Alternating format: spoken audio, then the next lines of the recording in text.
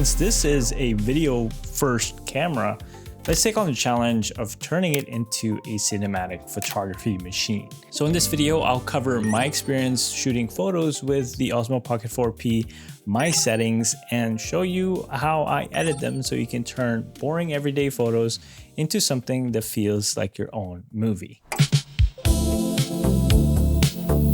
This was honestly one of the weirdest photography experiences I've ever had. Because for photography, I love a good EVF. Not that this is a really good EVF, but I like putting my eye up to the camera and just getting immersed in the frame. And instead, we'd have to do everything in this little tiny screen. There are definitely compromises and a bit of mindset shift if you're coming from a traditional hybrid camera. It doesn't lock the gimbal. I mean, it still swings like a gimbal camera. It feels weird, like this is in photography mode, and it's like that. It feels weird framing because when you're framing, it has this unnecessary lag, but with the traditional camera, you just point and shoot. But this one, you kind of just have to frame with a gimbal. And if you're doing micro adjustments, it's also very weird. But at the end of the day, photography is still photography. And honestly, I just shoot on auto because why not? You're probably not taking photos with this thing for client work. So this is your everyday camera, your travel camera, the camera that's already in your pocket when something is happening or something interesting happens. So why make life harder? Point, wait for that millisecond of a lag, and then shoot and move on. Straight out of the camera, the images actually look pretty decent. I mean, it's a digital camera. That being said, I want to make one thing clear. The camera isn't doing all the work for you like most cameras. You still need good lighting, still need good framing, you still need a subject worth capturing, and I've got videos that dive deep into those topics, but the short version is that even if you put a little thought into your composition before pressing shoot, your photos will go so much further. And the camera can actually help you expose properly, but it can't help you see. And that's a huge difference. Okay, so for my settings, it's quite easy. If you're in video mode, you just tap the bottom left corner of the screen, and then we're gonna go to photo right here. And then we're gonna swipe right or left from the right, and we're just gonna kind of go from here. It's going to be not on pro mode when you start using the camera. So we're gonna hit pro, and then from here you can just use auto white balance because it's a photo. You want it a little bit more easier to use because you're not going to use this professionally, and we're shooting raw anyways in here. And if you want JPEG, feel free to do JPEG plus RAW. But for me, I want to kind of just do RAW for the most part. And then focus mode is continuous. You can kind of subject locked, you know, whatever your preference is. I just put default is good. And then exposure is also auto. Again, we're doing pro mode just to have the RAW option, and then the rest is auto. Again, we just want it, we want the flexibility and also the ease of use with this camera. Okay, and then if we swipe from the bottom to the top, we're gonna see the super photo right here. The standard is only 8 megapixels, and this is what you're gonna start with. And I want a little bit more, so we're gonna do the 33 megapixel super photo. And then you have 2 aspect ratios, which is 16:9 or 1:1. You're gonna see it here. For me, I like the 16:9.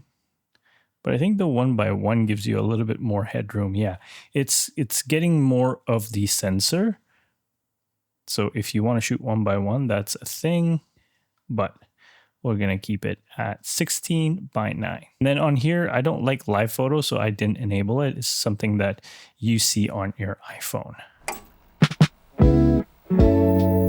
All right, so we're in Lightroom and I'm going to be using my presets in this video, but if you want to learn how to edit without any presets, I have a video right here or right here, I can't remember which, but I made a video without any presets to get a moody cinematic photo. But my goal for this editing session is to just kind of push the photos coming from this little camera. So let's get into it. We are going to do the subject first. We're gonna have that mask. So now the Lightroom has that, and then we're going to duplicate and invert mask. All right, so we'll just do a Sakusa preset on here. Adobe Standard, we're just going to push it to color. So we're getting the right values on here. Okay, so now we have the mask. We're going to go on to the sky first. And again, I envision a blue sky, and we're just going to push it a little bit there. And then since it was closer to sunset time, I'm just going to add a little bit more magenta. That should be good enough. Perfect. And then we're going to move it to the teal side because I like my sky just a little bit tealish. Not too much though, because if you do it, like, it's going to look like this. It's going to look like 2009 Instagram. Okay, perfect. This still looks real, so it's good. We're gonna keep it that way. A good edit is always the natural looking one, or maybe you can enhance the colors, which what we've done here with the skies. Okay, so now for him, we're just gonna add a little bit more warmth in there. Just maybe there. Okay, and then I'm just gonna push the overall tone of him to the magenta side, because I find with the Osmo Pocket 4P raw photos, it leans closer to the green, and I kind of don't like that. Especially for photos, you want a little bit more cleaner skin tones. I feel like this is like the closest I could get. We can always fine tune it in the color mixer right here. And then I see his skin tones right there. Okay, that's perfect. And then since this is kind of like a high key shot, I'm not gonna make it moody, and I'm just gonna add a ray of sunshine to the photo. Then add that exposure. And then again, since it was closer to sunset time, the light was warmer. And you can kind of tell by the goggles right here. So we're gonna do this, and since we added exposure on the left, we're just gonna bring down the overall exposure. There we go. Perfect. And this is our before and after. And that's how much we can push through the colors on this one. And I've done the same with this photo right here. Look at that. Basically did the same, and same with this photo. It's like very, very similar vibes that I was trying to go for. This is like a product shot, and let me find the product shot right here. And I was able to push and lift the shadows on here. It's a pretty cool camera. It's got everything that we need. And obviously I added the film grain afterwards. This is straight out of the camera. So this was a sunset shot, and we're just gonna add the Asakusa muted right here. I'm just gonna bring it down. Maybe bring it, yeah, that's good enough. And then crunch the contrast a little bit so the shadows pop, and that we kind of separate the sky to the clouds. And then we're just gonna add magenta in this to make it that dreamy vibes. Okay, that's too much. And then we're gonna add saturation. And there we go. There we have it. Maybe actually could work in here. Bring it down. And now we have cotton candy skies. And that's basically it. If you want a little bit more accurate, if there's more elements in here, you can always do it on the color mixer. This is another example of a shot. And then this one, I was actually super impressed because when I was trying this out, the before and after, this was the file. There are some night shots that I was actually impressed.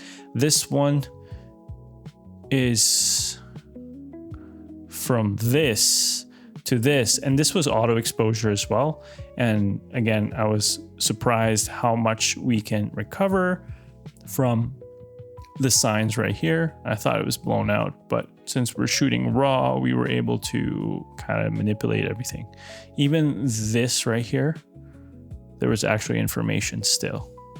And again, this is grain. If we turn that off, it's gonna go away, right? What else? This was the 3x camera. I mean, both are good lenses, cameras. And this is a shot of Toronto. This was the main camera, the 1x. This was the 3x. What else? This one was the 1x. This one was the 3x. Made sure that the building was orange, and then in here, it's the same concept as earlier. This one is beautiful. Here's what we started with. I thought it was overexposed. Maybe it was closer to the like clipping, but we were able to recover it. I really like the shot because right here, I masked the front and added a little bit more punch in there. This is the front right here. Orange, you can see. And then this one, I was actually thinking of making it cool, so there's a little bit more contrast, but I find just keeping it warm. I went with a saturation contrast, if that makes sense. We have light saturation right here and then heavy saturation in the middle. So we still have that separation. Instead of kind of like forcefully adding that coolness around, it just looks fake. With this, it just looks warm and natural. So that's kind of like what goes through my head whenever I'm taking photos and kind of looking for that edit already. All right, so overall, it's actually a pretty decent photo camera. Some of the shots came out of this thing is surprisingly good, especially when the lighting was working in my favor. But to be fair, that's pretty much true to every camera. If I had to score the 4P in terms of photography, it's a solid 7 out of 10. It's not really the thing it's designed for, but the image quality is good enough. And for everyday photos, travel memories, and documenting life, I mean, it's an all-in-one package. That said, if I'm being completely honest, I'd still rather shoot with my phone. The experience is faster, the bigger screen, and the results are usually more consistent, and it's already in my pocket. But if you want a dedicated camera, everyday camera, travel camera that can shoot effortless video and take decent photos and just disappear in a tiny bag or in a pocket, the Pocket 4P absolutely gets the job done. Sometimes it just needs to be the camera that's with you when life happens. So if you have any questions at all about the photography capabilities of the DJI Osmo Pocket 4P, let me know in the comments down below. And if you like my colors and want your edits to feel like a movie, everything's on my website. But until then, I will see you in the next video. Peace.